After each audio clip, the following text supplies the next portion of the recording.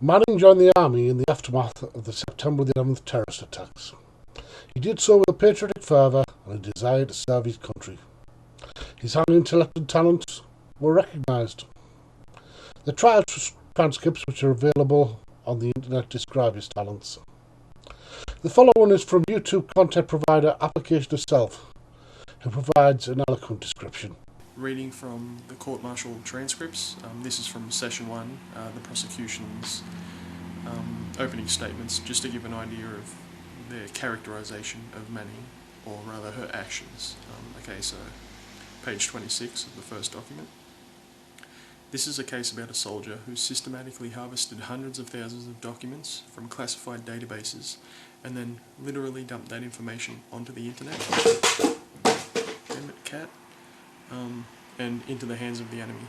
And then on pages 35 and 36, PFC Manning systematically and indiscriminately harvested more than 700,000 government records from various databases and transmitted the information to random opportunists without any appropriate limits. So, three things that jump out at me there. Dumped, indiscriminately, and without appropriate limits. It kind of, you can string those three together and it actually forms a nice little succinct sentence that kind of characterises Manning the way that the prosecution wants to. Dumped indiscriminately without appropriate limits. But on the same page there, 36, they go on to say Manning, quote, moved CDs containing classified information from his workstation in the skiff to his containerised housing unit. And once there, the evidence will show that PFC Manning packaged the information, encrypted the information, and transmitted the information using tools designed to ensure he would not be caught. So, to do the same thing there, to just pick three things that jump out at me, it would be encrypted, transmitted, and using tools designed to ensure he would not be caught.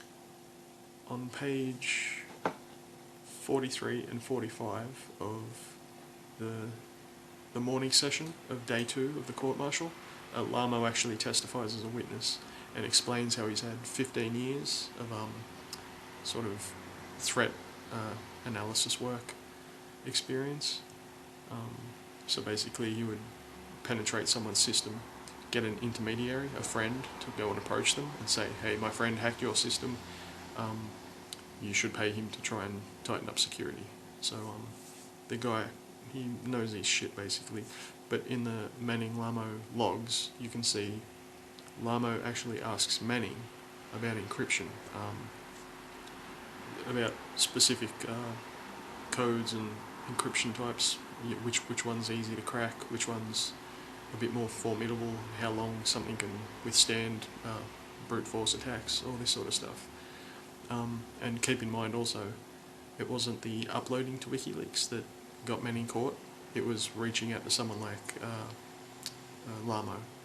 It's like they always say, the weakest link in a security system is always a human. And in this case, Manning's human need to reach out while being so isolated in Iraq was basically her downfall. And if that hadn't happened, we wouldn't be sitting here talking about her now, basically. So now from session 4 of the court-martial, I'm just going to read a whole series of quotes here, attesting to Manning's digital competency. So session 4, pages 103, 104 of the PDF, and I'll provide links to the court-martial documents. PFC Manning participated in a field training exercise, or FTX, during which PFC Manning created various intelligence products such as targeting packets on high-value targets. I was a team leader during this FTX and had the opportunity to review PFC Manning's work product. PFC Manning's strengths included computer-related tasks such as pulling data from databases, container intelligence products. So here's some question and answer stuff during an examination. Page 115, 116. Question. What were some of his strengths as a 35 Fox? That's an all-source analyst. That was his position, or her position, sorry. He was able to data mine quickly, pull a lot of information whenever we needed him to. Question: can you explain what data mining is? Yes, data mining is what we call basic search. Like if you and I were to go to Google and search for hotels in Maryland, 1,000 hits would come up. But as an analyst, we data mine through all of those hits and figure out which ones are relevant to us, and that's the step of a data mine. So from session 5, the next session, page 124. And so at that point, when he was under your supervision, what type of duty performer was PFC Manning? With regards to his products were often on a scale of like bad to good. They were on the high end of that scale to very good. Question: okay, so, and I think at one point you even said his products were excellent. Do you recall saying that? Yes, he did put together some, I would say, excellent products. And this is from session 6, page 12. Question: did Private Manning work in the skiff with you? Answer: he did. Question: what type of analyst was PFC Manning? He was very organised. He had really organised documents, things like that. And from page 56, 57, so who assisted you in creating some of those work products? Well, I had to request assistance from the analyst. So it was generally either PFC Manning or Sergeant Mr. Balanek. I don't know if that's like a censorship thing there. Question: so how did PFC Manning specifically help you in accomplishing your mission? I gave him projects that focused on collecting, gathering a whole bunch of data, organising it, and displaying it on the map. Question: why did you ask him specifically? Because he was good with computers. He did get it done quicker. And this is from page 68 and 69 of the same session. Question: now, even though PFC Manning was not an expert analyst, because he wasn't experienced, he wasn't doing it for a very long time, at that point he was very good with computers? Correct. Question: and during the deployment, you frequently assigned him computer data entry products based upon his skills? Correct. Question: and the skills you assigned him, they actually did require computer knowledge? Yes. Question: and he could really do a good job of importing and exporting information in Excel? Yes. Question: and you knew that he understood the various programs that are on the G6 system? Yes. Question: he also did a very good job of plotting data points on maps? Yes. And the last one, you saw his computer skills as his real strength as a junior analyst? That's correct. So I'm just going to read from an article from The Nation that I actually cited in my last video as well. Many have characterised Manning as irresponsible. In the Times, Abrams describes him as showing a devil-may-care obliviousness to genuine national security interests. But none of the information Manning shared with WikiLeaks was disclosed on a whim. His statements in court that day made clear that he had considered the nature of the information and what it would mean if it were made public. I thank Application himself for his analysis and allowing me to use his clip. We can be reasonably sure that Manning was aware that what was being released included the information necessary to make the war crimes evident in the releases public knowledge. He was releasing those things he had a duty under international treaty to release, as I shall explain in this video. Manning had tried to go through the channels. It seems odd and perhaps evidence of a maladaptive culture which has arisen in the US military that he was unsuccessful when the evidence of war crimes and other serious breaches of international law is so clear. Though I am oddly unsurprised by this result. All soldiers are taught about war crimes as part of their basic training. They are all made aware of the Geneva Convention. During my training we were taught about the massacre at Melee, and we were also advised that we had a local commander, by that I usually mean a low-ranking officer, who told us to perform such atrocities. It was not a lawful order. We should instead act to reduce the risk of harm from the officer, who would clearly be suffering from some kind of stress to have given such an order. To look at what Manning had chosen to release, I should choose the four most prominent pieces of information made public. These are the document called the Reykjavik 13, the funding of Bachi Bazi, the May 2009 Granai airstrike, and the video of the Baghdad airstrikes of July 2007, which is colloquially known as the collateral murder video. I shall take each in turn before recounting the legal position. The Record 13 document clearly shows the US government, in conjunction with the British and Danish governments, putting pressure on the Icelandic government to encourage them to fraudulently claim they received a loan from Norway. This was done to ensure banks in Britain and Denmark didn't suffer financial loss subsequent to the crash of 2008, and that the burden was instead put on the people of Iceland. Thankfully, it didn't succeed, and Iceland have not only demonstrated that ignoring the interests of the banks is beneficial to a nation, but they've actually prosecuted the bankers who acted illegally in their country. Bachi-bazi, dancing boys in Afghanistan, for those of you who are sure what is meant by this term, there is a very informative film by Frontline for PBS called The Dancing Boys of Afghanistan. At the start of the following clip, you'll see one of the older dancing boys, 15-year-old Imam, with a friend of his owner, Imam's owner because they are slaves, Dastiga. Dastiga was a Mujahideen commander during the war against the Soviets. He went on to continue his allegiance with the US as a leader of the Northern Alliance, and is now a rich and successful businessman with many interests across Afghanistan. Dastagir invited Najibullah to meet one of his favorite dancing boys. Imam is 15 years old and is a veteran performer.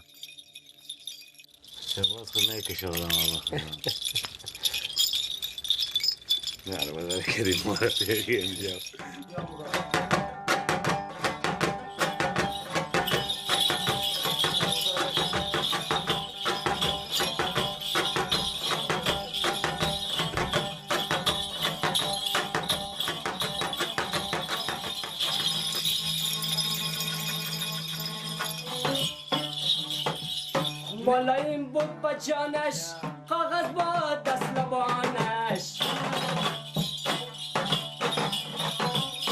با جانی بچه زنه کتی کالای کتانش. Imam was borrowed from his owner for this small party, staged for a few select men in Takhar. نشان به جایت بشناس مخایت کباب بریان کدی بچه ملنگایت. The musician, Rafi, a close friend of Dastagir, is an important figure in Bachabazi circles in Takhar.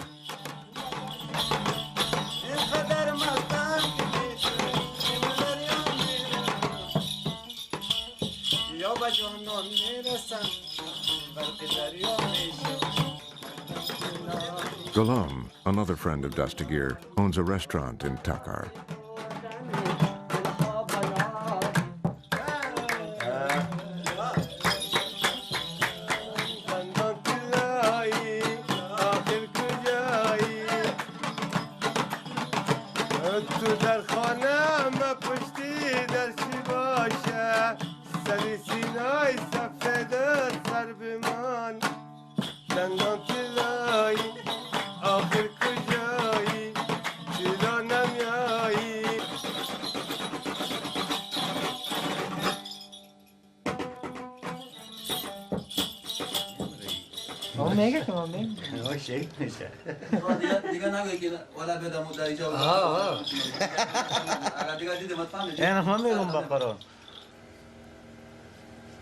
چقدر بچه خودت داشت؟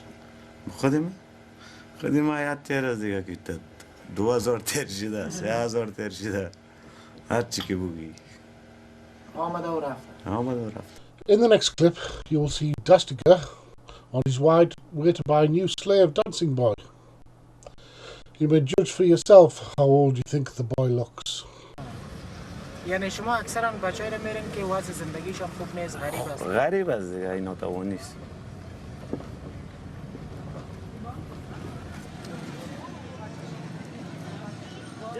Dastagir had arranged to pick up his new boy here at his uncle's barber shop.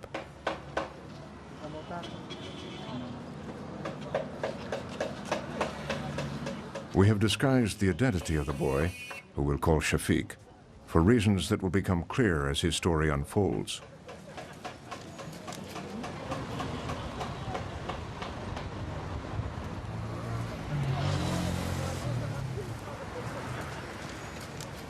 He said the boy, Shafiq, was 11 years old.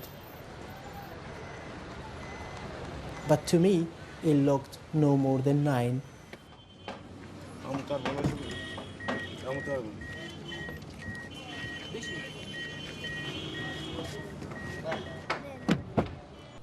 The boys are bought from families in dire poverty. Often it is to sell their children or starve with them. The practice of bachi-bazi, along with the production of heroin, was virtually eradicated by the Taliban, but is now flourishing under the US-supported government, despite being technically illegal. Those of you who watch this film will know the child bought here suffered sexual abuse with 1 month of being purchased, then disappeared.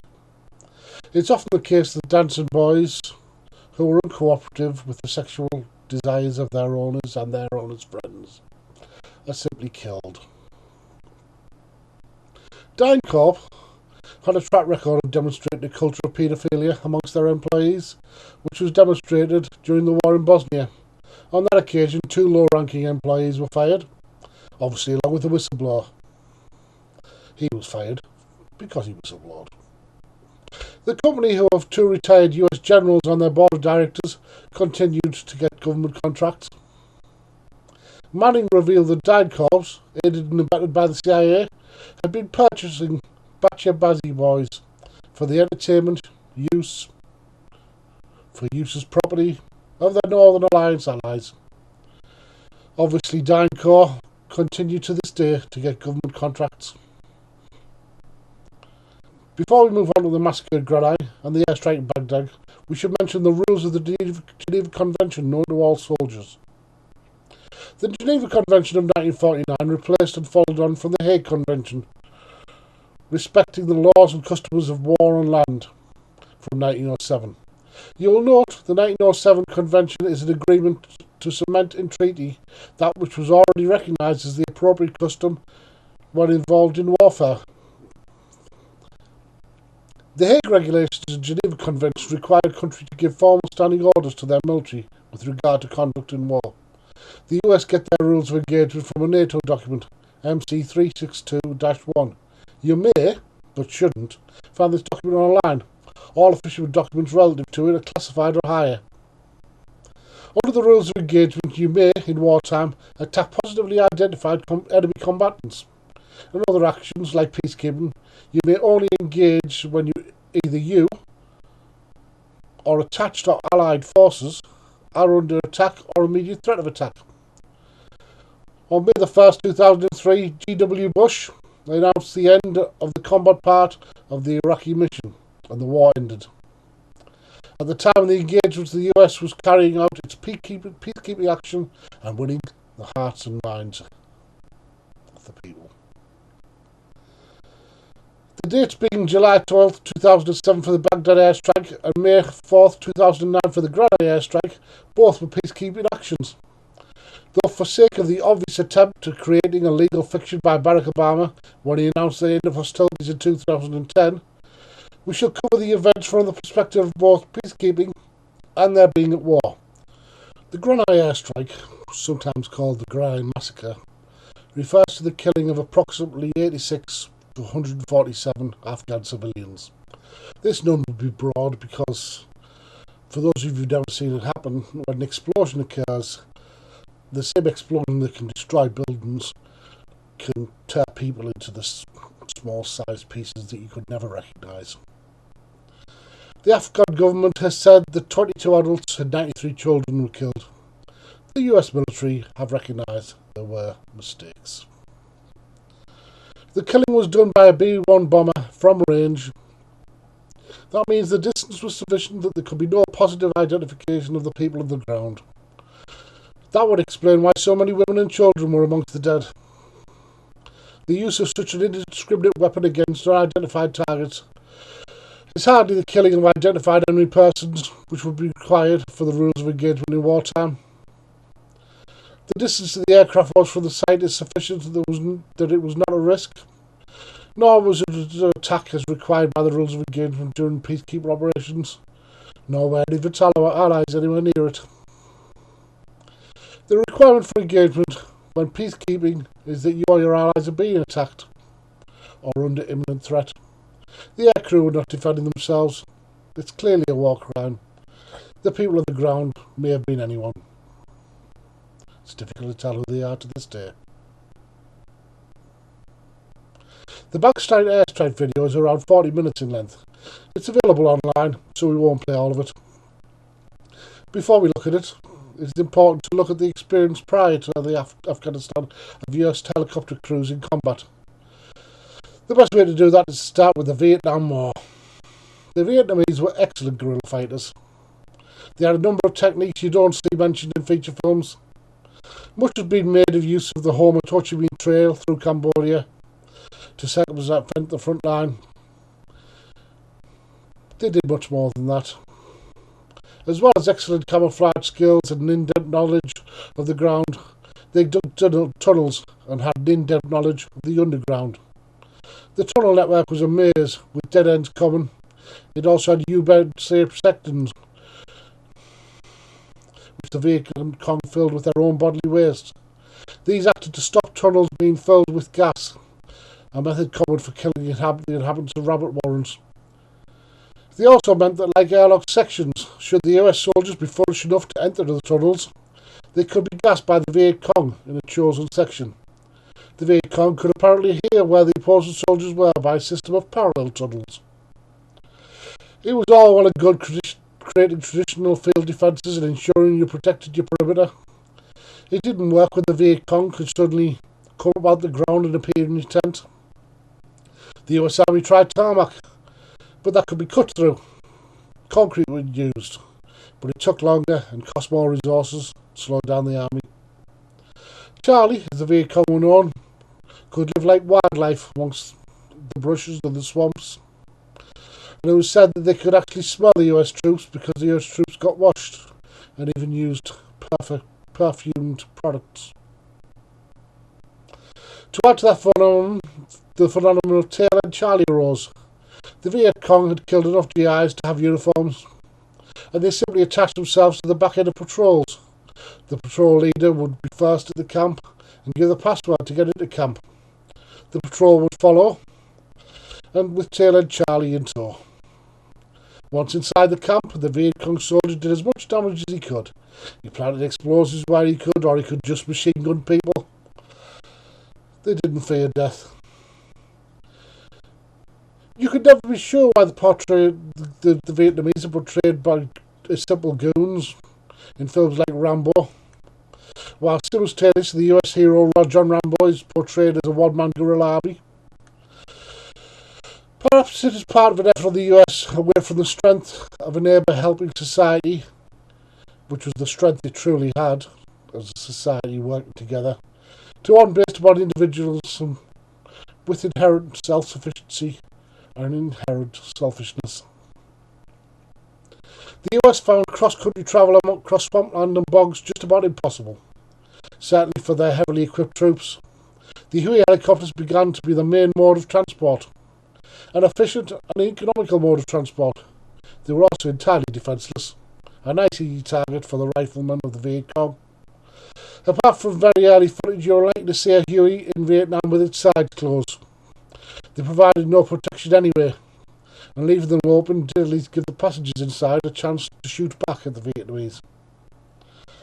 Given the hell the troops had ended, it's hardly surprising that many of this conscript army turned to drugs to alleviate the stress.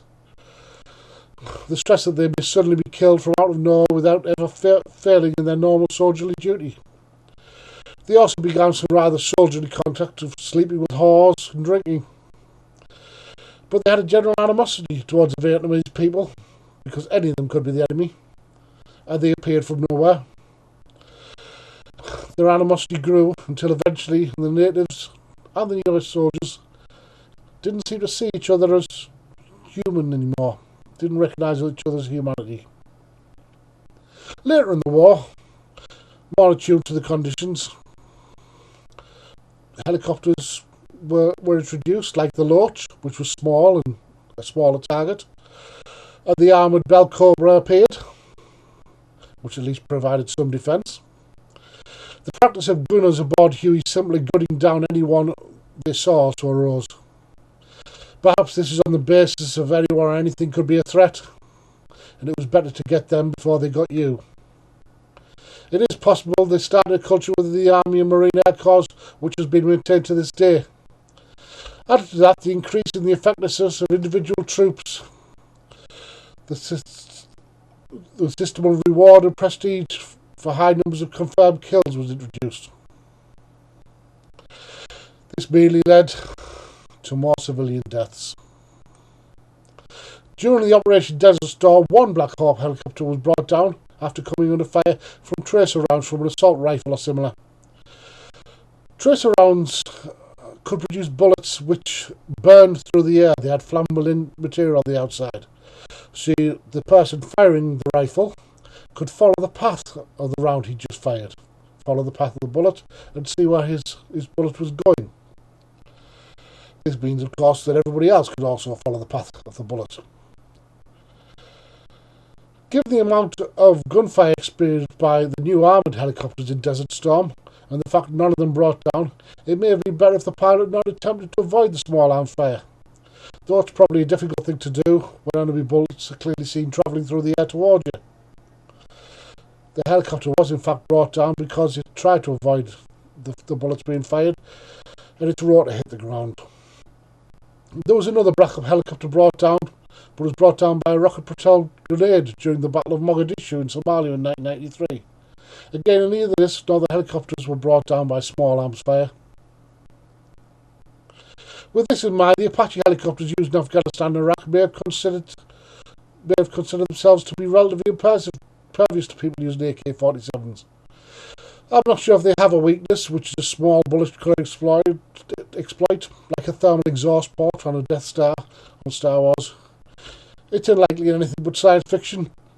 It is likely that short of a rocket-propelled grenade, or from a sufficiently close range, or a surface-to-air missile, there wouldn't be a threat to the helicopter. We begin our analysis of the Baghdad collateral murder video with a clip from the end of the video. The short clip gives an idea of what power zoom lenses are being used, and the true distance the Apache helicopter was from its targets.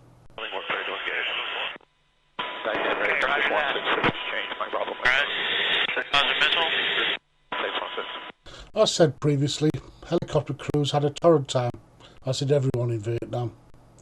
5,086 out of 11,827 helicopters sent to Vietnam were lost. Modern Apaches are not the same easy targets as with the Hueys. They are both armoured and may operate at distance.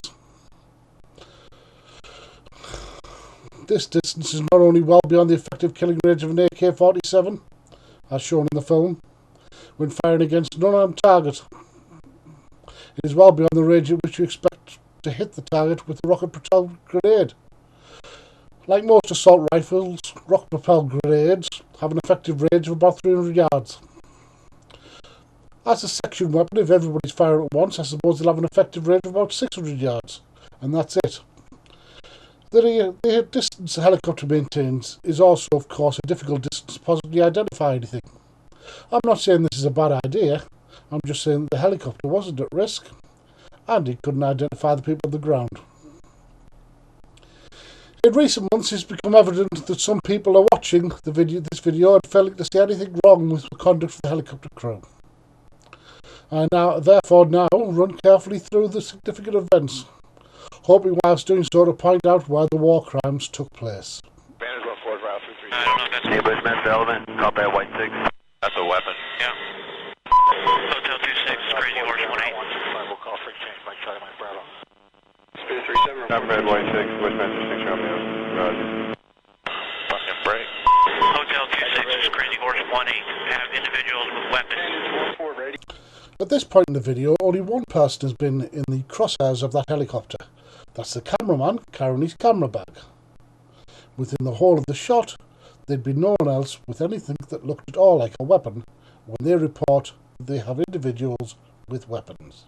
Rio Banners 1-4. Yep, he's got a weapon too. Hotel 26, Crazy Horse 18. Have 5 to 6 individuals with AK-47s. Request permission to engage. Having watched this video several times now, looked at it very, very carefully, I do think there was a positive identification of one person with an AK-47. I think I can say that myself. It's an AK-47 or something similar. I couldn't see anything amongst any of the other people that looked anything like a weapon. And yet they report that they have 5 to 6 individuals with AK-47s. I don't know why they saw them, if they saw them. But they ask for permission to engage on that basis. Roger that. We have no personnel east of our position, so you are free to engage over. Alright, we'll be engaging. Roger, go ahead. Roger that. We have no personnel east of our location, so you are free to engage over.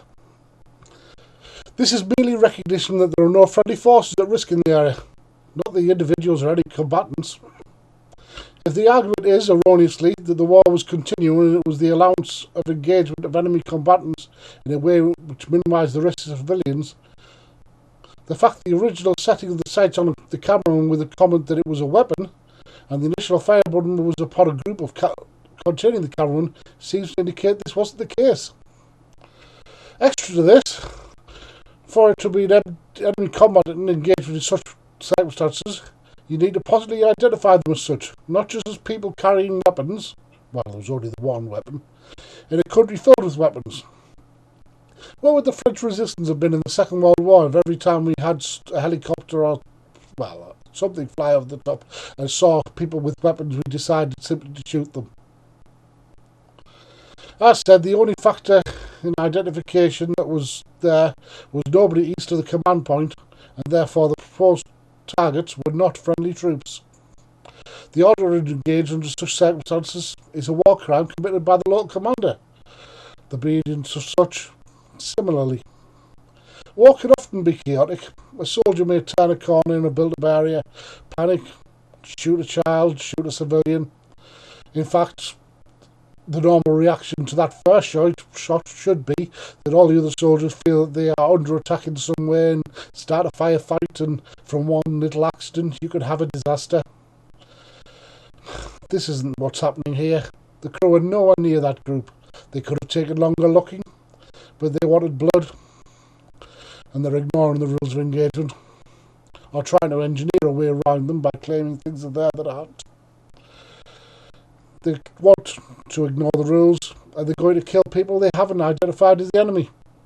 Apart from the 2 journalist kills, I've been able to discover if any identification of any of the dead as enemy has been established.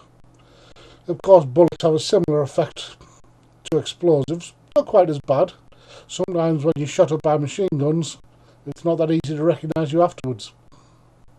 We got an RPG. Alright, we got a guy with an RPG. Having a fire?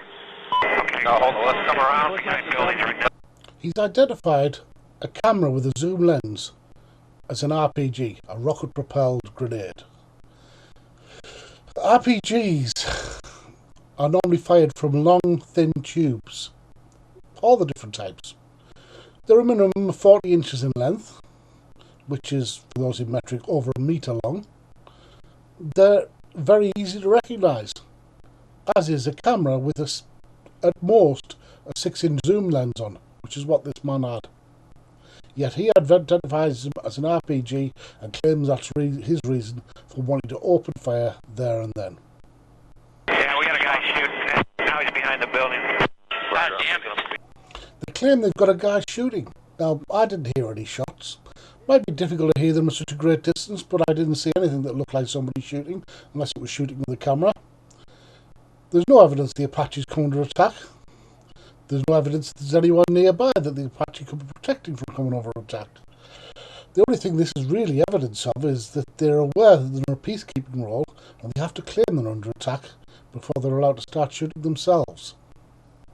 Let me know when you get it. We'll shoot. Light them all up. 202 traffic, 260. Come on, fire. Hey, Roger. Keep shoot. Keep shoot. Bushmaster 2-6. We need to move time now. Alright, we just engaged all 8 individuals. Yeah, we got 2, we're still firing. Roger. Got him. 6 is a 2-6. We'll move, but we got 13. Oh, sorry, well, it's done. Bypass? God damn it, Kyle. Alright, I hit him.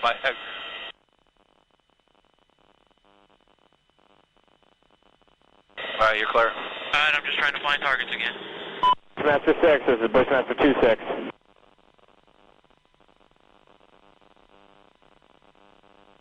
Got a bunch of bodies laying there.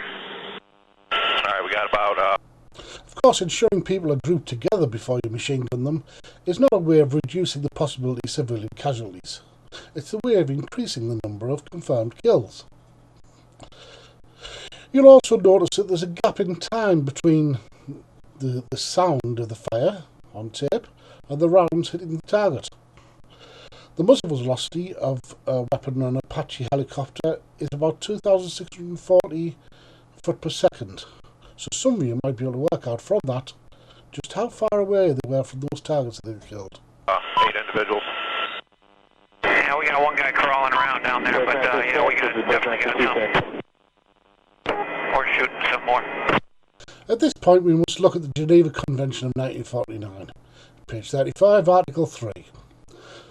Persons taking no active part in the hostilities, including those placed hors de combat by wounds, shall in all circumstances be treated humanely. This section I paraphrased goes on to say that you may not summarily execute the wounded, nor those who go to their aid, and furthermore, once wounded no longer fighting, you must endeavour to give them proper medical treatment. It's 1-8. We also have one individual, appears to be wounded, trying to crawl away. Roger, we're gonna move down there. Roger, we'll cease fire. Yeah, we won't shoot anymore. He's getting up. If he has a weapon though in his hand? No, I haven't seen one yet. We'll see. You guys got that guy crawling right now on the curb? Yeah, I got him. I put 2 rounds near him, and you guys are shooting over there too, so we'll see. Yeah, roger that. Bushmaster 36 Element, this is Hotel 27, over. Hotel 27, Bushmaster 7, go ahead. Roger, I'm just trying to make sure that you guys have my turb, over.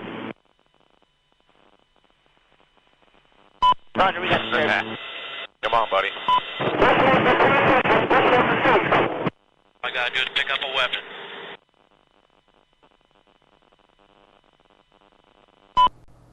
You know he's not getting up. He's probably not going to get up again. There are no weapons near him. I've only seen one weapon on the whole video.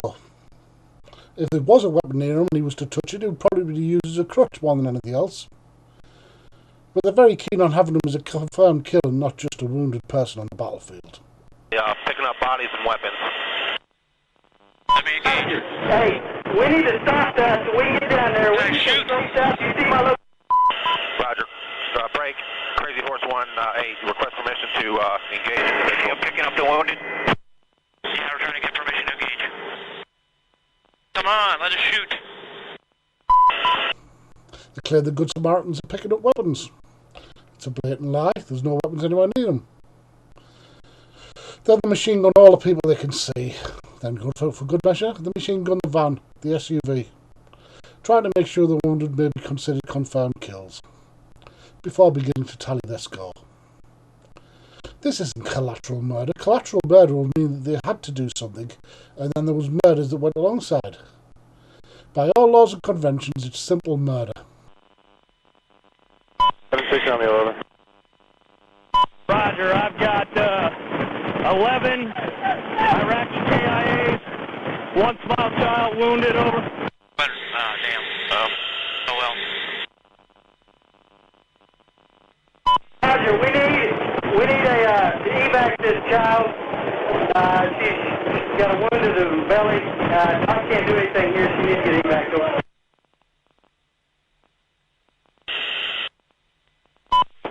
Bushmaster 7, this is Bushmaster 6 Romeo. We need your location, over. Roger, we're at the location where Crazy Horse engaged the RPG fire break. Forward, right.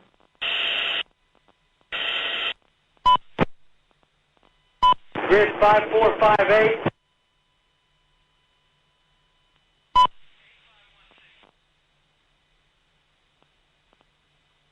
Oh, it's their fault for bringing their kids to a battle. That's right. They then move on to declare that they still have ammunition. Earlier in the film, they commented they'd ensured none of the enemy combatants had escaped. They obviously changed their minds not long after this, because they decided someone they saw nearby, who incidentally didn't run for cover at the sound of a helicopter, was from the initial encounter. On this basis, they got to fire 3 Hellfire missiles into a building without checking the occupancy. Apparently there were 3 families in that building. The official line from the military was the journalists killed and the 2 child casualties from the initial fight were caught in the crossfire in some sort of battle. We can clearly see there was no battle. The military investigator who followed up on the site claimed there was 1 AK-47, which I think everybody could see if they looked through the film, and 2 RPG launchers, 2 rocket-propelled grenade launchers, which would have been clearly visible due to their size and shape, and which, following repeated efforts examining the film, I've yet to find on film. Given that the camera was identified as one by the crew, I doubt anyone present. It wouldn't have made any difference anyway. They couldn't have hit them at that range. Manning had made attempts to bring this and other war crimes to the attention of immediate superiors. There may have been arguments for taking it up the chain of command, but there's a precedent for why this would have been fruitless. The President, amongst many others, is the experience of Sybil Edmonds, who attempted to release information of national importance through the proper channels, and whose employment was terminated, who received severe mistreatment, and who then had an order made against her sufficient to mean she could never say why, or even claim monies for what has been admitted in the courts as an unfair dismissal, when she was doing nothing more than to try to help the US by telling them that foreign spies wished to try to infiltrate them through her. Further, this has been an increased problem amongst the military that such actions are used as entertainment and become part of a malevolent culture, to the extent of soldiers have been told to stop sending each other pictures of things by texts. Manning had an obligation under Principle 7 of the Principles of International Law recognising the Charter of Nuremberg Tribunal and in the judgment of the Tribunal, not to be complicit in such crimes. He had therefore a positive duty to do what he knew would be the best action to ensure these crimes came to light. Given the experience of Edmonds, Manning did what was appropriate in handing the evidence to the only journalists he believed would make them public. We therefore come to a short diversion in the case of Julian Assange. Described as a leaker and traitor by the US and a rapist by others, despite actually being a publisher in terms of the media publication and never have been a citizen of the US and never have been charged with any offence. He has his own form of imprisonment, and depending upon the information circulating from one internet source to the next, it's unclear what for. He's wanted for questioning. Naomi Wolf is a journalist and feminist activist who frequently takes and fights for the feminine female perspective. She's talking about her experience researching the Assange case in Sweden. It's because of my 23 years of supporting rape victims, working in rape crisis centers, traveling around the world to report more than any journalist I know, which in a way I've been very blessed to have had the chance to do so, from Sierra Leone to Bosnia, to Ireland, to the United Kingdom, interviewing people who support rape victims and work with the legal system. It's because of that that I'm raising my voice about these very ambiguous and corrupt allegations. First of all, let me just correct you and Jacqueline. The Guardian account, which is based on leaked original documents, doesn't say that he had sex with either of these women without their consent. The reason I'm hearing from rape victims across the world who are emailing me saying, I'm a rape victim, thank you for standing up to put these charges in context, is that this is the only case I've ever seen in 23 years of supporting rape victims which is based on multiple instances of consent. If you read these allegations, he took off Miss A's clothes too quickly for her comfort. She tried to tell him to slow down, but then, quote, she allowed him to undress her. this is what the report says. The second woman says she woke to find him having sex with her. When she asked whether he was wearing a condom, he said no. Quote, according to her statement, she said, "You better not have HIV." He answered, "Of course not." Quote, she couldn't be bothered to tell him one more time because she had been going on about the condom all night. She'd never had unprotected sex before. So if you're going to treat women as moral adults, and if you're going to take the issue of rape seriously, the person who's engaging in what he thinks is consensual sex has to be told, I don't want this. And again and again and again, these women did not say, this is not consensual. Assange was shocked when these were brought up as complaints because he had no idea that this was not a consensual situation. Miss A kept Assange in her home for the next 4 days and threw a party for him. So because I take rape seriously, because I'm aware that in 23 years, you know, in Sweden, which has been criticized by Amnesty International for disregarding rape, for letting rapists go free, because you have a better chance in Sweden if you're a rape victim of, you know, dying in an accident or getting breast cancer than having a serious rape allegation prosecuted or getting any kind of legal hearing, according to Amnesty International's report Case Closed. It's because of that that I know that these charges are utterly atypically handled. In 23 years, I've never seen any man in any situation this ambiguous involving this much consent have any kind of legal process whatsoever. And all over the world, women who've been gang raped, brutally raped, raped in alleyways, pimped, prostituted, trafficked, you know, their rapists go free. So yes, this stinks to me, and yes, it's about politics. That from a woman who spent nearly a quarter of a century fighting for victims of rape. The judge in the Manning case, Colonel Denise Lind, went to the unusual length of allowing speculative claims of possible harm to be heard in court. Despite aiding the prosecution in this manner, it has been accepted as fact by all the parties to his hearing that what he did endangered no one, and by extension will endanger nobody. We therefore move on to Manning's treatment and trial. Manning was held 3 years, a large part of which was in solitary confinement of one kind or another. His treatment has been described as cruel and inhuman treatment by the UN Special Rapporteur on Torture, Juan Mendez. The Special Rapporteur stressed that solitary confinement is a harsh measure which may cause serious psychological and physiological adverse effects on individuals regardless of their specific conditions. Moreover, depending on the specific reason for its application, conditions, length, effects and other circumstances, solitary confinement can amount to a breach of Article 7 of the International Covenant on Civil and Political Rights and to an act defined in Article 1 or Article 16 of the Convention Against Torture. It has been definitely confirmed that a period of 8 months in Quantico was spent as a period of continuous solitary confinement as a block. Juan Mendez cites an 11-month period. It's unusual to find anyone of eloquence who might speak with experience having investigated long-term solitary confinement. We are fortunate, therefore, that Charles Dickens has both investigated and written of the effect it has on the victim. I believe that very few men are capable of estimating the immense amount of torture and agony which this dreadful punishment, prolonged for years, inflicts upon the sufferers.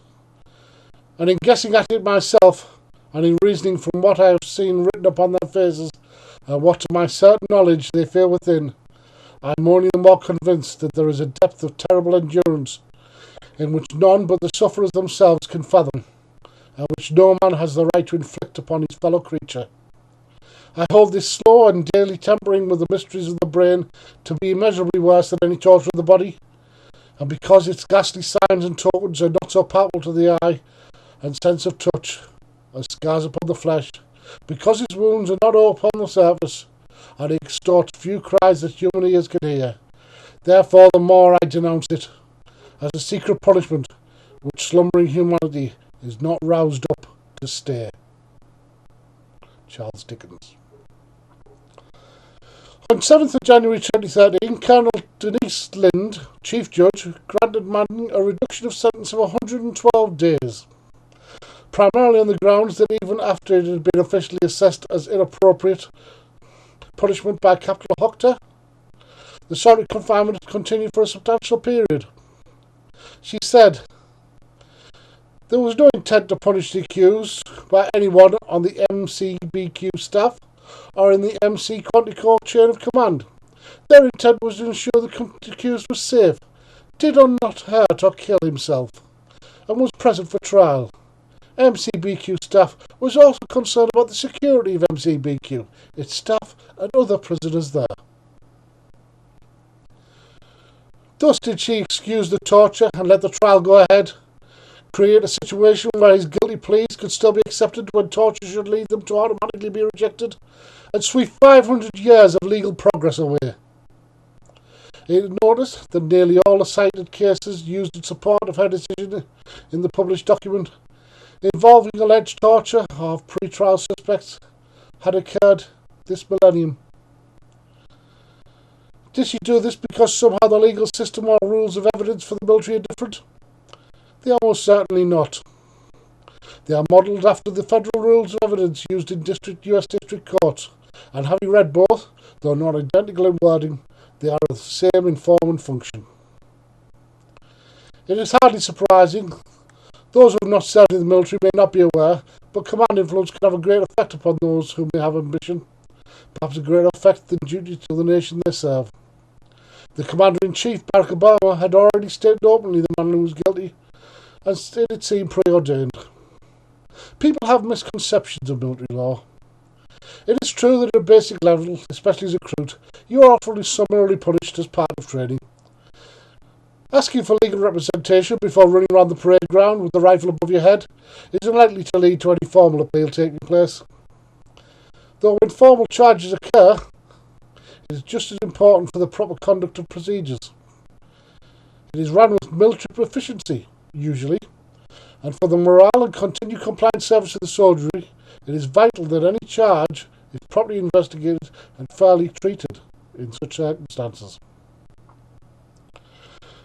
The charge list is a long one, and one which I will not relate here.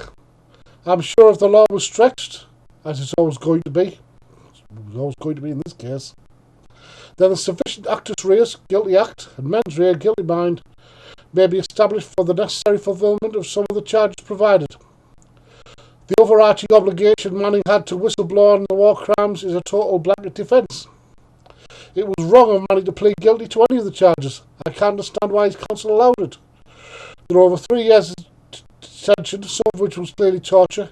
You can't make any sensible estimation of Manning's state of mind. It can only be reiterated that Colonel Lynn's decision to allow those pleas was wrong. Manning did nothing to endanger others, and all he was legally obliged to do. In fact, the only person who has in recent times released data as a public leak which endangered the life of an operative was Scooter Libby.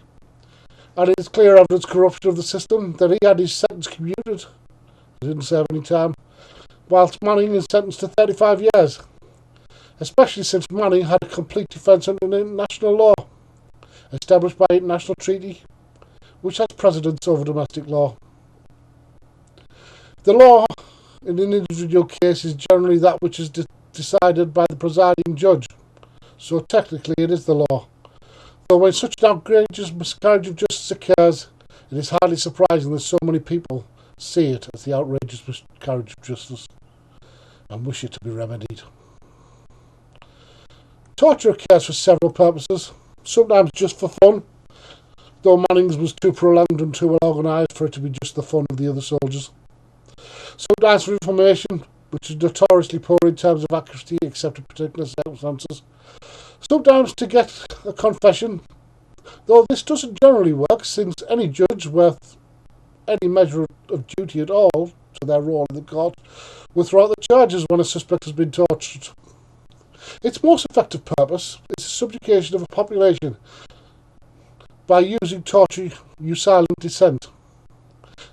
The possibility that Manning was tortured to discourage other members of the military who may whistleblow when crimes occur is as much of cancer to the military as an outrageous miscarriage of duty involving improper command influence. The final concern is that Manning did not immediately wish to fight this unjust decision and appeal to the Supreme Court of the United States. It may be that Manning is in no state to do so after what is widely recognised as years of torture. It may be that neither he nor his defence have any confidence in the Supreme Court of the United States under John G. Roberts. If so, this is a bad sign for the US internally. If the citizenry lose faith with the justice of their own system, it does not bode well for the future. The last time such faith was lost in the British legal system, and it's recorded as such, it resulted in the Glorious Revolution and the Civil War. As for the US on the international stage, what possible benefit is this to them? Some less scholarly in the understanding of past empires have claimed you need strength and force to ensure you can instill your values and create your empire, to ensure your desire for the resources of other countries. There can be no greater example of force than Rome. The word Rome actually meant the use of force in the Minoan language. Even though they recognised the need to both recruit and work with local governors and people.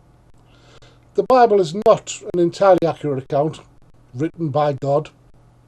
It is very much a book of parable analogy meant to teach. It's also a historical document of note, though. Shall we therefore consider a rather odd reply to the question of whether or not taxes should be paid to Rome, which is attributed to Jesus? Render unto Caesar that which is Caesar's, and unto God that which is God's. This odd reply has been given multiple meanings, but becomes clearer with the knowledge that the Jews of 2,000 years ago despised the idea of false adultery. Therefore, the Roman Empire, which insisted upon coins with the head of the current emperor across the rest of the empire, did not do the same in Judea. In that country, there were instead local symbols, apart from one or two emperors who stupidly caused dissent by trying to do otherwise. The Bible phrase does in fact say that Rome can live with its money, but not with the Jews' money. The story is related here shows how Rome understood flexibility, even within the strict Bureaucracian law that built its empire. Take the empire on which the sun never set. It is understood that a nation the size of Britain, with an oppressed, starving population as it had at the time, didn't military conquer a country the size of India. What Britain had was an industrial revolution, a virtual slave workforce, and a system of mass production which allowed the production of goods with which local tribe elders could be bought, as well as merchants which went and learnt the local customs to deal with such people, often married with the local people, without losing their Christian values. Such values could be maintained, because the value of respect and treating others how you wish to be treated was kept. It was not an empire kept by force, and on the rare occasions, like the attempt to remove the established populations of indigenous people in Australia, or what became the United States, it failed to such an extent that the settling peoples ended up having to fight bloody and prolonged conflicts to survive in those nations. The US Empire is not built upon the values of the US population, many of which are decent people, and the vast majority of which are rightly disgusted by the practices revealed by Manning with WikiLeaks. The US government, both parties and both houses, Democrat and Republican, controlled by the interests of corporations in the same way as the British Empire allowed itself to be controlled by corporations, often the same corporations, immediately before the US rightly revolted against it. The corporations have but one duty in law: to maximise profits. This does not build an empire of good relations and a better world for all. If it is allowed to continue, it shall build nothing but a hostile world and increase expenditure of military might to combat hostility. This isn't sustainable, and it isn't right for the good people of America, because if there's one thing certain, it won't be the children of the greedy rich who end up at war. It isn't good for any nation to have a system where those who express moral sentiments and try to speak truth are publicly attacked and defamed for doing so. It isn't good for any nation to operate a prolonged process of realpolitik and show partners your central value is amorality. Fortunately, the strong lesson is that the majority of the US population, though swamped with dishonest media, still have an admirable sense of right and wrong sufficient for their corrupt government to make effort to keep these immoral, illegal behaviours of themselves and their corporate partners secret. If only there was a way this common good in the US citizenry could be transformed into a government by and of the people who held those values dear.